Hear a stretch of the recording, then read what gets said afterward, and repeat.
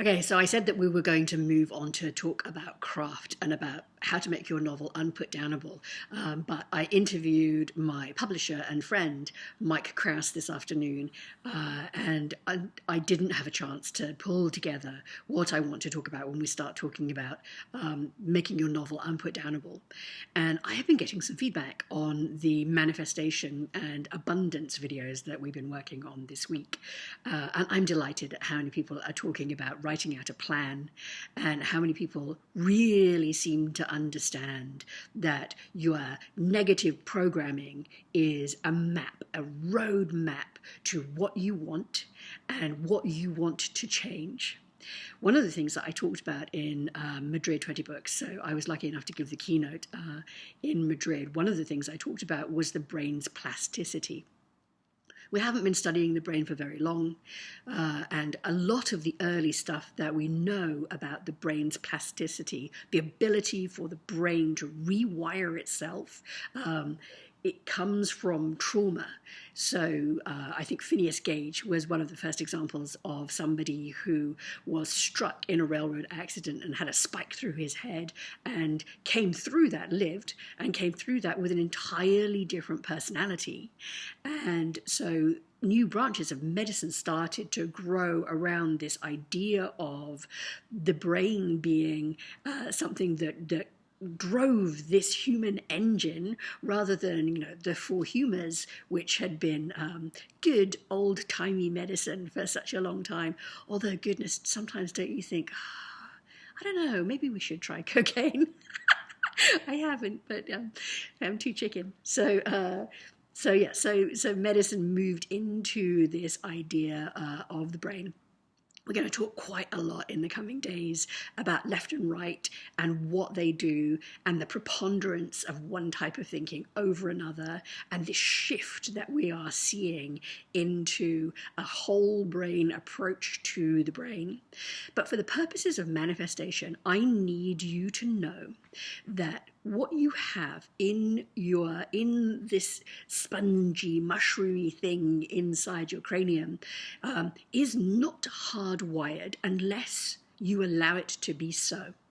So certain tracks were laid down, and I'm sure a lot of you have done this reading. I have been fascinated by the forbidden experiments, for example. The forbidden experiment was to find out whether or not a wild child could learn language, or whether or not language was intrinsic, or whether it was learned.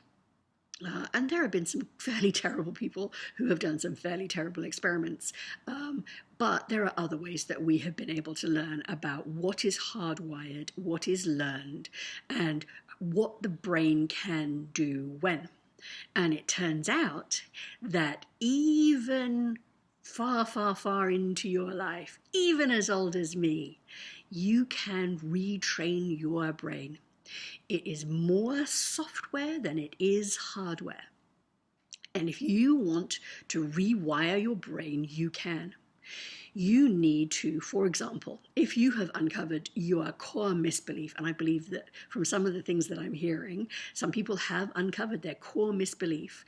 According to my very wonderful therapist, 85% of the people who work on themselves have some version of, I am not worthy. It is customized to their life and their life experience and what they've been through, but they just don't feel good enough and they don't feel like they measure up.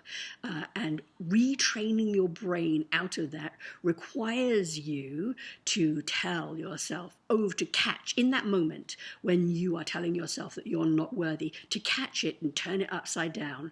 Absolutely invert it and tell yourself that you're worthy. Whenever you hear those negative voices going on in your head, you must stop them. You must not let them run on. The longer they run on, the more deeply entrenched that neural pathway that tells you that you are nothing and no one. And you will act that out in your life.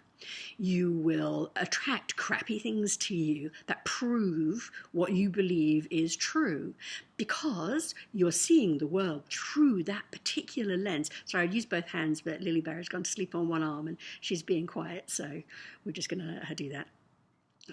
So it isn't just about vibrational frequencies, although, I'm pretty interested in vibrational frequencies, but also that you are seeing the world a particular way. You are seeing the world through the lens of, I am not worthy. The brain is a selective machine. You do not see everything that is coming at you. Your brain is trying to conserve energy. And so what it does is it builds a picture of what it expects to be there and feeds you that. So it's pulling stuff up from memory. It's pulling up stuff from RAM and then just filling in the blanks with whatever is new or different in order to conserve energy. So we talked a little bit about this earlier in the week, about the brain is not designed to make you happy or content or to reach your highest potential. It is designed to keep you alive, to keep the organism alive. And one of the ways that it does that is to conserve energy. The whole organism is designed to conserve energy, just in case the tiger comes running after you and you've really got to leg it. So you are not seeing everything that is coming at you. You are seeing what you elect to see. I really want to stress that really, really strongly. And I've resisted this for a very long time because I was solidly in Plato's side of, logic is our friend and logic will save the day. And it turns out, no, it's only part of the story. We're going to talk about what that means and how exciting it is to be alive in this moment when we've got more of the story to play with and what it means for storytelling as well. So the top and bottom of it is you can rewire your brain. You're going to have to work hard at it. You are going to have to work hard. Catch yourself every time you put yourself down, put yourself up. Every time you do some version of I can't, I won't, it's inevitable, oh, here we go again. Stop and rewire that. Rewire it. Tell yourself the opposite. You are the architect of your life. You are the architect, and you need to come up with a plan, not just for what you want to achieve, but who you want to be. You need to take control of your neuroplasticity and build a happier, more productive, novel writing genius because you're in there. We know, because we know about people who were dropped on their heads and the next day they could play Chopin having never touched a piano. We know that there is such a thing as like an instant savant. It's quite unusual, and I don't want you to drop yourself on your head because other things could happen, but it's all in there. The genius is in there and it is untapped. And what I'm going to offer you is that the only thing that is in the way of your genius and your potential and all the books that you have in you, and I believe that they are in the hundreds, I believe the only thing that is in your way, you know what's coming, don't you? Is you. You are the thing that is in your way. And in order to get out of your way, you're going to have to try a lot of different things and build a way into retraining your brain.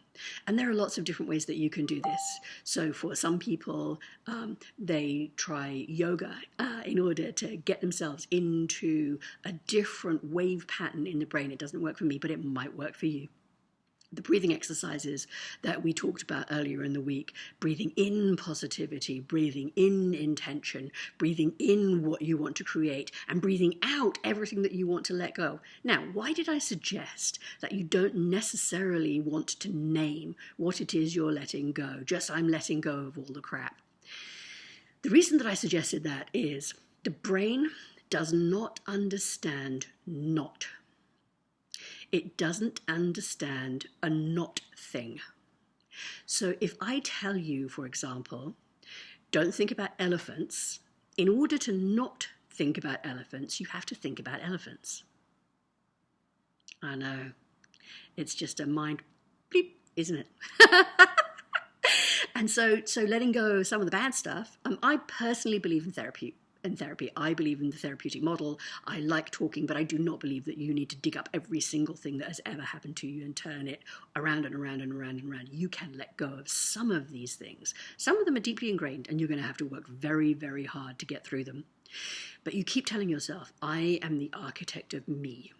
I am happy. I am healthy, I am prosperous, and maybe this becomes part of your manifestation page, the one that you write every single day. Mine is an entire page of exactly the same words every single day, manifesting what I want to be and what I want my life to look like and what I am going to create in my lifetime. So we've got possibly yoga, possibly speaking it out loud, possibly some kind of breathing exercises. We've got this rewiring that is very, very deliberate, catching yourself in the act. And then I'm going to suggest that there are altered states of consciousness that suspend the intellectual part of your brain that you possibly still believe runs the show, but in fact only runs a tiny fraction of the show. Intellectually, you are like, not in the cold sense, but in the size above and below the waterline sense, you are an iceberg. What you can see of the running apparatus of your mind is a tiny, tiny fraction of what's going on. Most of what's going on is this massive engine that runs you that is below the level of consciousness, and you have to work hard to get there. The things that I have done, so hypnosis is an obvious way to get in to that, and I would really recommend it. I love hypnosis, although I am entirely suggestible and out very fast, but discover a lot of things. And the other is to slip between states. There is a between state between being awake and being asleep. And what you have to do is you have to, if you've ever acted, maybe you would understand this analogy, but there is a way in which you need to shed yourself and lower yourself into yourself. Self with an uppercase S into your consciousness. So instead of the hamster wheel running round think thing that you do most of the time, which may be run by very, very old programs that you're going to try and reprogram, you need to get into that vast space that is possibly, we don't know, part of the collective consciousness, if such a thing exists. For those of you who believe in the Akashic Records, that's where you would go in order to look at the Akashic Records. For me, it is sliding between being awake and being asleep.